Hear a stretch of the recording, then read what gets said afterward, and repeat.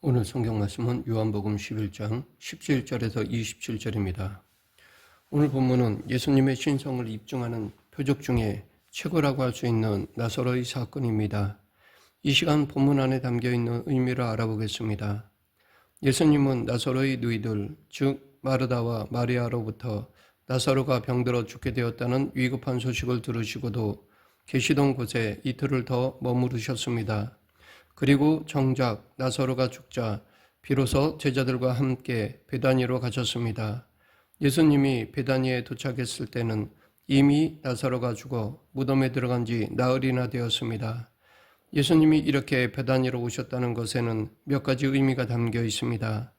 첫째, 사도 요한은 예수님이 오신 베다니가 사단의 죽은 권세 아래에 있는 곳임을 우리에게 시사해 주고 있습니다. 먼저 이곳에는 삶의 희망을 전혀 가질 수 없는 사람, 즉 나사로가 있습니다. 사도 요한은 나사로가 죽었다는 것을 무덤에 있은 지 이미 나흘이나 되었다라고 강조하고 있습니다. 죽어서 장사 지내다가 간혹 되살아나는 예가 있습니다. 그래서 사람들은 사람이 죽으면 최소 3일을 기다렸다가 장례식을 치릅니다. 그러나 나흘이 지나 시신이 부패해진 나사로에게는 생명에 대한 희망이 전혀 없는 상태였습니다.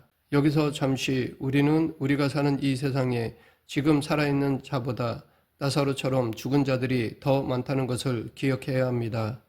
지금까지의 역사를 통해 죽은 사람이 지금 이 시대에 살아있는 사람보다 더 많은 것은 당연할 것입니다. 우리가 살아있는 시간은 대부분 70에서 80년, 길게는 100년이지만 그동안의 역사 속에서 죽은 사람들은 셀 수 없이 많습니다. 그리고 우리도 앞으로 죽을 것입니다. 죽어서 무덤 속에 있는 자들, 그리고 썩어 티끌로 변할 자들, 그리고 앞으로 죽을 자들이 있는 땅에 우리는 잠시 살고 있을 뿐입니다. 둘째, 사도 요한은 베다니가 사단의 권세에 붙잡혀 그 영원히 죽은 자들이 있는 곳임을 알려주고 있습니다. 사도 요한은 베다니가 예루살렘에서 가깝다고 강조하였습니다. 베다니는 예루살렘에서 약 3km 떨어진 곳입니다. 이 정도의 거리는 안식일에도 갈 수 있는 짧은 거리입니다. 이를 통해 사도 요한은 우리에게 베다니 곁 예루살렘에 있는 예수님을 죽이려고 했던 자들을 상기시켜 주려는 것입니다. 그 예루살렘에 거하는 종교 지도자들은 사단의 종이 되어 하나님께 대한 영이 죽은 자들입니다. 인본주의 종교와 인간의 탐욕 안에서 행하는 그들은 육적으로는 살았다 하지만 정작 영적으로는 죽은 자들입니다. 즉 하나님의 생명과 단절된 죽은 영혼들입니다. 예수님이 베다니로 오셨다는 것은 이렇게 종교는 있지만 하나님의 생명과는 무관한 죽음의 세계로 오신 것으로 볼 수 있습니다. 셋째, 사도 요한은 베다니가 죽음에 대해 무능한 자들이 있는 곳임을 알려주고 있습니다. 그들은 바로 조문객들입니다. 그들은 나사로의 죽음에 대해 슬퍼하며 말로 그 가족들을 위로할 수는 있었지만 나사로를 살릴 수 있는 능력은 없는 자들이었습니다. 아무리 슬퍼해주고 위로해줘도 죽은 자를 살려내지 못하는 무능한 자들입니다. 그리고 그들 자신들도 죽음에 점점 가까이 가는 존재들입니다. 유대인들은 조문객들에게 식사로 둥근 빵과 계란과 둥근 렌즈콩을 준다고 합니다. 이것은 조문객들도 죽음으로 굴러가는 처지임을 깨닫게 하는 것입니다. 예수님께서 오신 이 세계는 이처럼 죽음의 세계입니다. 예수님은 이 죽음의 세계에 생명을 주시고자 오신 유일한 구세주이십니다. 예수 그리스도가 오시지 않았다면 인류는 지금까지 사단의 죽은 권세의 종이 되어 살 수밖에 없었습니다. 그러므로 우리는 생명의 주인인 예수님을 이 세계에 보내신 하나님께 감사해야 합니다. 그리고 유일한 생명의 수여자인 예수 그리스도를 굳게 믿고 죽음의 권세를 이겨야 할 것입니다. 나사로가 무덤에 있은 지 나흘이나 되기까지 늦게 오신 예수님에게 마르다는 아쉬움과 슬픔을 토로하였습니다. 그녀는 예수님이 여기 계셨다며 오라버니가 죽지 않았을 것이라고 생각했던 것입니다. 그래서 예수님이 나사로의 소식을 듣고도 지체하여 늦게 오신 데에 대한 서운함을 갖고 있었습니다. 이런 마음은 누구에게나 마찬가지일 것입니다. 자기가 가장 사랑하는 사람을 잃은 사람에게는 생명의 주이신 예수님께 대해 이런 생각이 들 것입니다. 이뿐 아니라 신앙생활을 하다 보면 슬프고 불행한 일을 당하는 경우가 있습니다. 그럴 때는 슬픔과 괴로움에 눌려 하나님의 선하심과 섭리에 대해 의문을 품고 원망하기 쉽습니다. 하지만 우리는 어떠한 상황에 있을지라도 그 원망의 마음을 쳐서 복종시키고 하나님의 선하심을 의심하지 말아야 합니다. 하나님은 결코 자기 백성을 악한 길로 이끄시지 않습니다. 때론 하나님께서 잠시 우리에게 어떤 시련을 허락하실지라도 그것은 근본적으로 우리를 위해서입니다. 즉, 더 나은 열매를 거두기 위한 것입니다. 예수님이 나사로를 죽기까지 기다리신 이유도 바로 여기에 있습니다.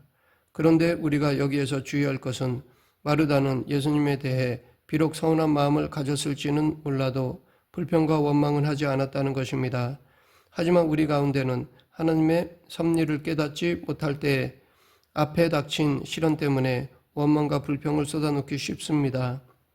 하나님께 대한 원망과 불평과 불신의 자세는 사단이 침범할 틈을 내어주는 것입니다. 과거 출애굽 1세대들은 하나님을 신뢰하고 감사의 마음을 가졌을 때는 형통했습니다. 출애굽의 은혜를 받고 애굽 왕 바로의 권세를 이기는 자들이 되었습니다. 그러나 광야에서 불평, 불만을 일삼게 되자 결국 하나님의 징계 속에서 멸절되고 말았습니다. 그러나 반대로 불행 속에서도 하나님께 감사를 드리는 사람들은 하나님의 은혜와 권능을 체험하였습니다. 욥은 극심한 시련을 당했지만 그러한 시련 가운데서도 하나님을 원망하지 않고 믿음을 지킨 결과 갑절의 은혜를 누렸습니다. 바울과 실라는 복음을 전하다 오해를 받아 빌립보 감옥에 갇히게 되었습니다. 그럼에도 감사 찬송을 부른 결과 옥문이 열리고 간수를 믿음의 형제로 바꾸는 은혜를 얻게 되었습니다. 마르다가 예수님에게 주께서 여기 계셨더라면 내 오라버니가 죽지 아니하였겠나이다 라고 말한 것은 그녀가 예수님은 죽어가는 자도 살릴 수 있는 능력이 있다는 것을 믿고 있었다는 것을 의미합니다.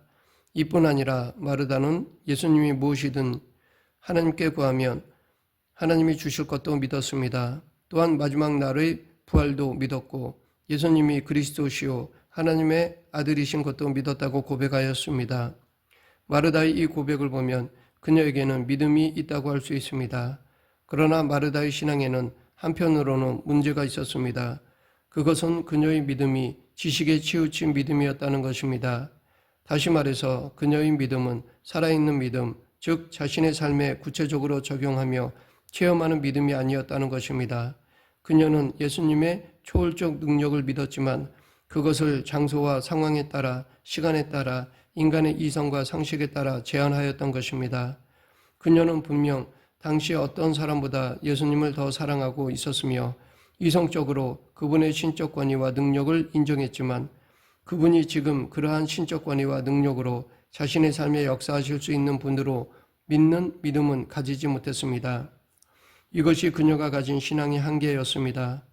예수님이 원하시면 언제나 어디서나 어떤 상황 가운데서도 역사하실 수 있는 절대 신성과 능력의 소유자라는 사실을 믿지 못하면 그 신앙은 생명력을 잃습니다.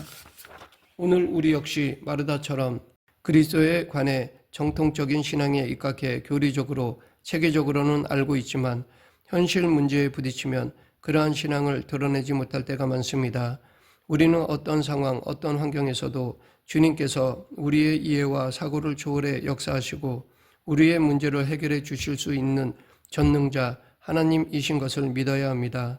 그럴 때 우리는 하나님의 초월적인 능력과 역사를 경험하는 것은 물론 어떤 상황과 순간에도 담대할 수 있습니다.